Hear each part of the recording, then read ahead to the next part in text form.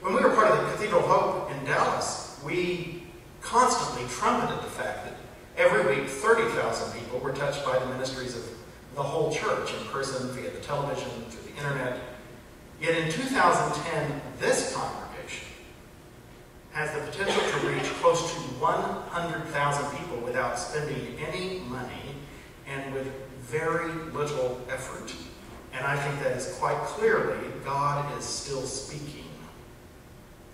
And so if you haven't grasped it before, you might grasp why we have been so aggressive in our online presence and have tried to recruit those of you who are avid internet users or social networkers to participate with us.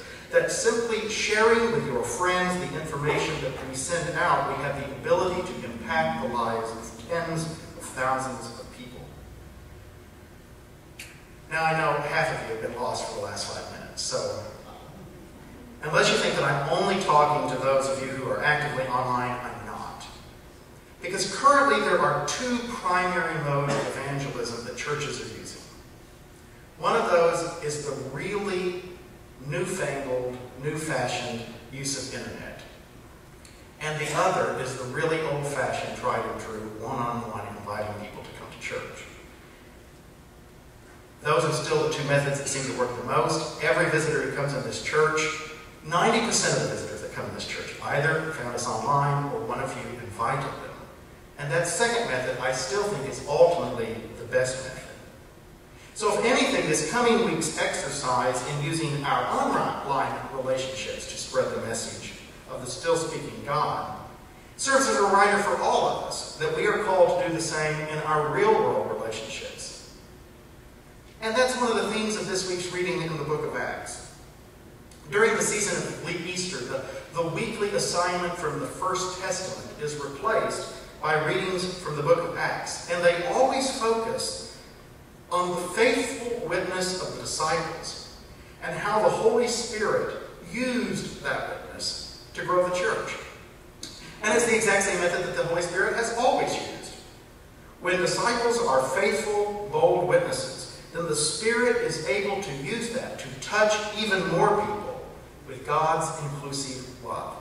That there's no method or strategy which will replace faithful witness of Christians sharing the passion and joy of their faith with others and inviting them to walk alongside them in that same passion and joy.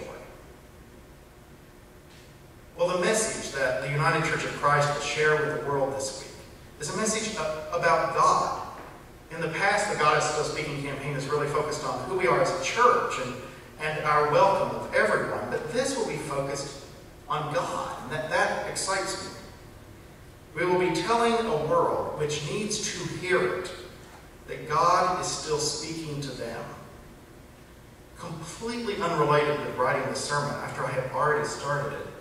Actually, I guess after I'd already advertised it through Facebook. Someone who's never been to this church, but is a fan of ours, emailed me and said, "Oh, I'm excited to hear about this God you're talking about, because I don't really like God as I've encountered God in church in the past. And so what are you going to be talking about?"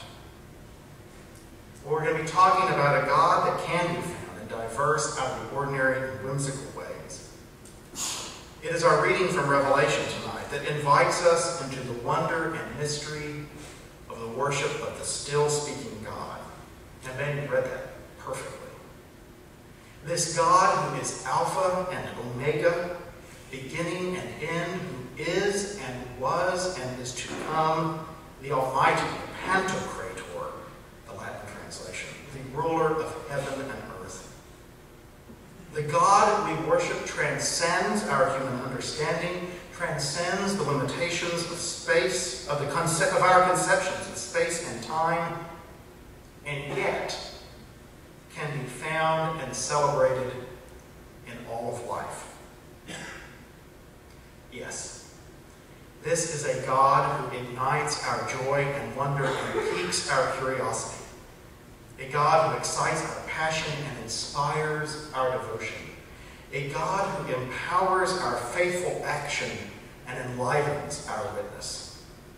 Once we have encountered such glory, we can never be the same, but live with the joy and the wonder of what is God going to say